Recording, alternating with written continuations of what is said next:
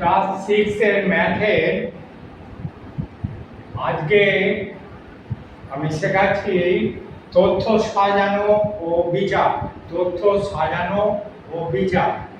এই তথ্য সাজানো ও বিচারে কতগুলি টার্মস এগুলোকে আগে একটু শিখে নিতে হবে। এইগুলো আসে, এগুলো এর ভেতরে আসবে। সেগুলো হলো কাঁচা তথ্য। কাঁচা তথ্যটা কি জিনিস?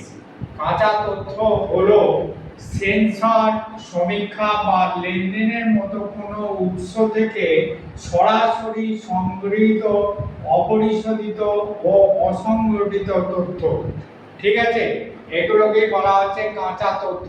অর্থাৎ তোমাদের প্রশ্নপত্রে যে তথ্যটা দেওয়া থাকবে সেটাই হচ্ছে কাঁচা তথ্য। ঠিক আছে, যে প্রশ্নটা দেওয়া থাকবে। এবার হলো কি পরিসংখ্যা। পরিসংখ্যাটা কি না ট্যালি মার্কের সমান। পরিসংখ্যা হলো কোনো নির্দিষ্ট পর্যবেক্ষণ অবজারভেশন তথ্য সেটে কতবার উপস্থিত হয়েছে তার মোট সংখ্যা। যে তথ্যটা আমরা দিচ্ছি সেই তথ্যটা সেটে কতবার উপস্থিত হয়েছে তার মোট সংখ্যা, এটাই হলো পরিসংখ্যা। এরপরে আসছে ট্যালি। এই যে আমরা বললাম ট্যালি মার্ক, ট্যালি জিনিসটা তাহলে কি? ট্যালি হলো গণনার একটি একক সংখ্যা পদ্ধতি। ট্যালি হলো গণনার একটি একক সংখ্যা পদ্ধতি যা দ্রুত অবিচ্ছিন্ন গণনা বা তথ্য লিপিবদ্ধ করার জন্য ব্যবহৃত হয়।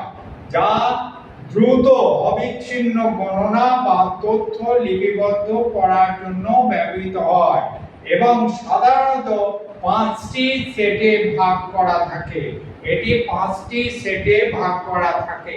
যেমন উদাহরণে ধরো 1 লিখলে সেটা হচ্ছে একটা দাঁড়ি, 2 লিখলে দুটো দাঁড়ি, 3 লিখলে তিনটে দাঁড়ি, 4 লিখলে চারটে দাঁড়ি। কিন্তু 5 লেখার সাথে সাথেই এটা হবে কি 4টে দাঁড়ি আর একটা কাঁটা। ঠিক আছে, এটা হলো 5। এই 5টা সেটে ভাগ করা হয়।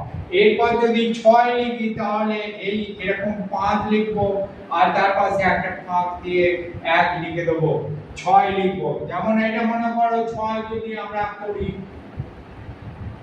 6 তাহলে হচ্ছে 1 2 3 4 5 এর সেট হলো আর একটা 1, এটা হচ্ছে 6। ঠিক আছে, এবার হলো কি স্তম্ভচিত্র। স্তম্ভচিত্রটা কি? স্তম্ভচিত্র হলো একটি রৈখিক পদ্ধতি, লেখা পদ্ধতি, রৈখিক পদ্ধতি যার মাধ্যমে সংখ্যাসূচক বা শ্রেণীবদ্ধ তথ্যকে আয়তাকার দণ্ড বা স্তম্ভের সাহায্যে উপস্থাপন করা হয়। আয়তাকার দণ্ড বা স্তম্ভের সাহায্যে উপস্থাপন করা হয়। ঠিক আছে, এরপরে আমরা উদাহরণ দিয়ে আরো বুঝিয়ে দেব। এবারে একটা অঙ্ক দেখে নাও। বইতে 1 নম্বর দাগের অঙ্কটা রয়েছে। অঙ্কটা আছে 15 নম্বরের একটি শ্রেণী পরীক্ষায় 20 জন ছাত্রের পাওয়া নম্বর নিচে লিখলাম। এই যে নিচে লেখা হলো, সেই তথ্যগুলি ট্যালি মার্ক দিয়ে সাজিয়ে লেখো। সেই তথ্যগুলি ট্যালি মার্ক দিয়ে সাজিয়ে লেখো ও পরিসংখ্যা বিভাজন তালিকা তৈরি করো। লেখা হলো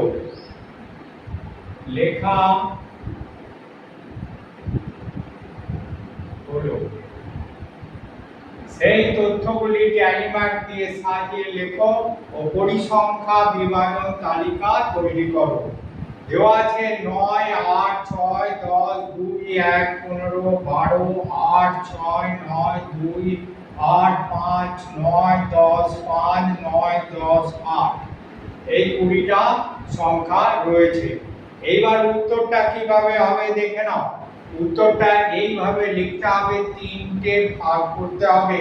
তিনটে ভাগে প্রথমে থাকবে ছাত্রের পাওয়া নম্বর, প্রথমের ভাগে থাকবে ছাত্রের পাওয়া নম্বর, দ্বিতীয় ভাগে থাকবে ট্যালি মার্ক, দ্বিতীয় ভাগে থাকবে ট্যালি মার্ক, আর তৃতীয় ভাগে থাকবে ছাত্র সংখ্যা বা পরিসংখ্যা।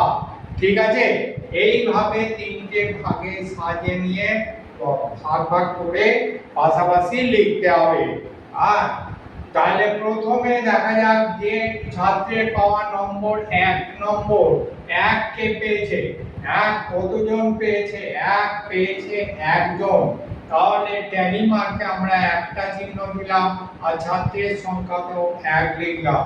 এবার 2 নম্বর কজন পেয়েছে, 2 নম্বর পেয়েছে, দেখো 2 নম্বর পেয়েছে দুজন, তাহলে ট্যালি মার্কে দুটো দাঁড়িয়ে দিলাম আর এখানে ছাত্র সংখ্যা লিখলাম 2। এবার 5 নম্বর কতজন পেয়েছে, 5 নম্বর গুনে নিলাম, এখান থেকে গুনে নিলাম, 5 নম্বর পেয়েছে দুজন, দেখো এখানে একজন, এখানে একজন, 5 নম্বর পেয়েছে। তাহলে 5 নম্বরে দুটো ট্যালি দিলাম, দুটো ট্যালি মার্ক দিলাম আর ছাত্র সংখ্যা লিখলাম 2।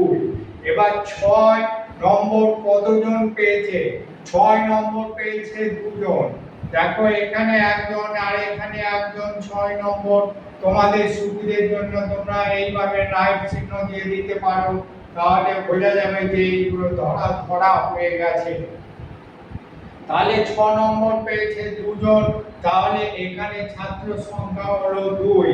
এবার 8 নম্বর কতজন পেয়েছে, 8 নম্বর পেয়েছে 4 জন, দেখা যাক এটা একটা, একটা, দুটো, দুটো, তিনটে, চারটে, চারটে, তাহলে 8 নম্বর পেয়েছে 4 জন, ট্যালি মার্কে হলো 4টে দাঁড়িয়ে দেওয়া হলো ট্যালি মার্কে আর ছাত্র সংখ্যা 4।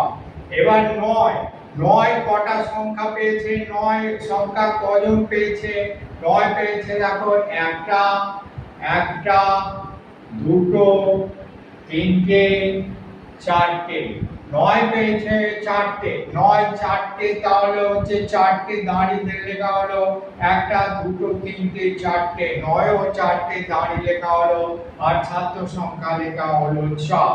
ঠিক আছে, এবার 10 কজন পেয়েছে দেখা যাক, 10 এখানে পেয়েছে একজন, এখানে পেয়েছে একজন, আর পেয়েছে দুজন, আর পেয়েছে তিনজন, 10 পেয়েছে তিনজন, তাহলে তিনটে দাঁড়িয়ে ট্যালি মার্কে দিলাম আর ছাত্র সংখ্যা লিখলাম 3। এবার হচ্ছে 12 কজন পেয়েছে, 12 পেয়েছে দেখো একজন 12 পেয়েছে আর একজন 12 পেয়েছে, কি আর কেউ আছে কি, নেই, তাহলে 12 একজন পেয়েছে, তাহলে 1 হচ্ছে। এবার 15 কজন পেয়েছে, 15 কজন পেয়েছে, 15 এখানে একজন পেয়েছে আর কেউ 15 পায়নি, তাহলে 15তে ট্যালি মার্কে হলো 1 আর ছাত্র সংখ্যা হলো 1। এইবার তুমি যে এই অঙ্কটা ঠিক করলে কি ভুল করলে সেটা জানার জন্য তোমাকে এই ছাত্র সংখ্যাটা মিলিয়ে একবার দেখে নিতে হবে। যদি মিলে যায় তাহলে জানবে তুমি মোটামুটি ঠিকঠাকই করেছো, অসুবিধে খুব একটা নেই। ছাত্র সংখ্যাগুলো মিলিয়ে দেখলাম আমরা, টোটাল করে দেখলাম মোট 20, আর এখানেও দেয়া আছে পরীক্ষায় 20 জন, তাহলে এখানে মিলে গেছে, অতএব ঠিকঠাকই আছে। ঠিক আছে, এইভাবে ট্যালি মার্ক করতে হবে। ক্লাস 6 এর ম্যাথে তথ্য সাজানো ও বিচার, এখানে একটা প্রশ্ন আছে, দেখে নাও। স্তম্ভচিত্র অঙ্কন। হালদারপাড়ার মোড়ে রমেন বাবুর ব্যাগের দোকান, 7 নম্বর দাগের কোশ্চেনটা এই ধরনের আছে তোমাদের বইয়ে, 7 নম্বর দাগের কোশ্চেনটা। এই সপ্তাহে ব্যাগ বিক্রির তালিকা নিচে দেওয়া হলো, এই তথ্য থেকে একটি স্তম্ভচিত্র অঙ্কন করো। এই কাঁচা তথ্য থেকে একটি স্তম্ভচিত্র অঙ্কন করো। এখানে উপরে দেওয়া আছে বার, তলায় দেওয়া আছে ব্যাগ বিক্রির সংখ্যা। বার হচ্ছে সোম, মঙ্গল, বুধ, বৃহস্পতি, শুক্র, শনি পর্যন্ত।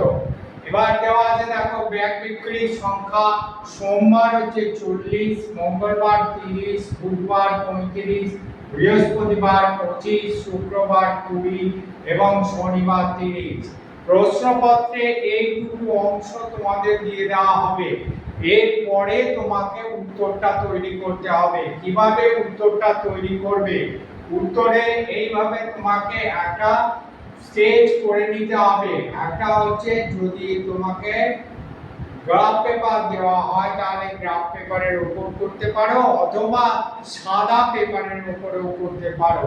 তাহলে দুটো, একটা হচ্ছে 0 থেকে আনুভূমিক একটা রেখা টানা হবে, এটা আমরা ইন্ডিকেট করব বার হিসাবে। আর একটা হচ্ছে উল্লম্ব রেখা একটা টানা হবে। এই উল্লম্ব রেখা 0 থেকে উল্লম্ব রেখা এটা 40 পর্যন্ত অংশাঙ্কন করা থাকবে। এখানে এটা হলো ব্যাগ বিক্রির সংখ্যা। এই সাইডটা হলো ব্যাগ বিক্রির সংখ্যা। তার আগে তোমাকে ধরে নিতে হবে কি না 1 একক সমান 40 ব্যাগ তোমাকে লিখে নিতে হবে, অর্থাৎ এককটা মাস্ট। 1 একক সমান হচ্ছে এখানে ধরা হয়েছে 5টা ব্যাগ।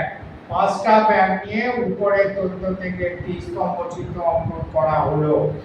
এই যে 5টা ব্যাগ এটা কোনো নির্দিষ্ট নয়, এটা তোমাদের সুবিধার্থে তোমরা যা ইচ্ছা ধরে নিতে পারো, যাতে ছবিটা আঁকতে সুবিধা হবে। এখানে তুমি 5টার জায়গায় 10টাও ধরে নিতে পারো, কোনো অসুবিধা নেই। ঠিক আছে, এবার তাহলে আমরা বারগুলো লিখলাম এই দিক বরাবর আনুভূমিক রেখা বরাবর, আর এই দিকে বরাবর লিখলাম ব্যাগ বিক্রির সংখ্যা। ব্যাগ বিক্রির সংখ্যা আমরা স্কেল এটাকে স্প্লিট করেছি, এটা হচ্ছে স্কেল। এই স্কেলটা ফিট করেছি দেখো 0 থেকে 5 একটা একক, 1 একক সমান হচ্ছে 5টা ব্যাগ, এটা ধরে নিয়েছি। তারপরে 10টা, তারপর 15টা, তারপর 20টা, 25টা, 30টা, 35টা, তারপরে 40টা, এইভাবে পরপর বেড়ে যাচ্ছে। এবার কি করা হচ্ছে দেখো, আমরা প্রথম দিন সোমবার পেয়েছি কটা 40টা ব্যাগ বিক্রি হয়েছে, 40টা। তাহলে এই যে স্তম্ভ চিত্রটা আমরা 40-এ এসে দেখো থেমে গেছে, এটা হচ্ছে সোমবারের স্তম্ভ চিত্র। এই স্তম্ভ চিত্র। এইবার মঙ্গলবারের স্তম্ভ চিত্র কটা? 30টা। দেখো 30 এখানে স্কেল ফেলবে, ফেলে সমান করে মেপে নেবে, এটা হচ্ছে মঙ্গলবারের স্তম্ভ চিত্র। এখানে একটা কথা খালি বলার আছে, সেটা হচ্ছে যে তোমরা দেখবে যে এইখান থেকে যা দূরত্ব, এখান থেকে প্রায় সেম দূরত্ব, এই দূরত্বটা রাখা হয়েছে। কেন তুমি ওরা রাখতে পারো? কারণ হচ্ছে এই দূরত্বটা থাকলে দেখতে সুন্দর লাগবে, এই স্তম্ভচিত্রটা দেখতে সুন্দর লাগবে, তাহলে এই দূরত্বগুলো বজায় রাখবে। তাহলে আর হচ্ছে কি আরেকটা জিনিস লক্ষ্য রাখবে যে এই মাথাগুলো যেন বেড়ে না থাকে, এই যে এটা বেড়ে আছে এরকম বেড়ে যেন না থাকে, এবং হচ্ছে এটা হচ্ছে সমানভাবে থাকে, যেন না থাকে। ঠিক আছে, তাহলে মঙ্গলবারের স্তম্ভচিত্র আমরা পেলাম 30টা, বুধবারের স্তম্ভচিত্র পাচ্ছি কটা? 35টা। দেখো এখান থেকে 35টা স্কেল ফেলে মেপে নেবে, 35টা। এবার বৃহস্পতিবারে আমরা স্তম্ভচিত্র পাচ্ছি 25টা, এই যে 25টা। তারপরে শুক্রবারে আমরা স্তম্ভচিত্র পাচ্ছি 20টা, এই যে 20টা। আর শনিবারে আমরা স্তম্ভচিত্র পাচ্ছি 30টা। তো শনিবার 30টা। তাহলে আমরা মঙ্গলবারেও পেয়েছিলাম 30টা এবং শনিবারেও পেয়েছিলাম 30টা। এটা হচ্ছে সম্পূর্ণ স্তম্ভচিত্র। তাহলে একদিকে হচ্ছে বার তলায়, আর অপর দিকে উল্লম্ব রেখা বরাবর ব্যাগ বিক্রির সংখ্যা, আর এই এককটা অবশ্যই লিখতে হবে, তারপর ছবিগুলো আঁকতে হবে। ঠিক আছে, এবার একটা কথা খালি বলার আছে, এই যদি তোমরা এই অঙ্কগুলো আগে ভাগে জানতে চাও তাহলে এই চ্যানেলটাকে অবশ্যই সাবস্ক্রাইব করে রাখবে। সাবস্ক্রাইব করে রাখলে তোমরা অ্যাডভান্স আমার এই প্রোগ্রাম তোমরা দেখতে পাবে, এবং হচ্ছে তোমরা নিজেরা তৈরি হয়ে যেতে পারবে। ঠিক আছে, অবশ্যই সাবস্ক্রাইব করে রাখবে। আজ এই পর্যন্তই, পরে আবার দেখা হবে অন্য ভিডিও।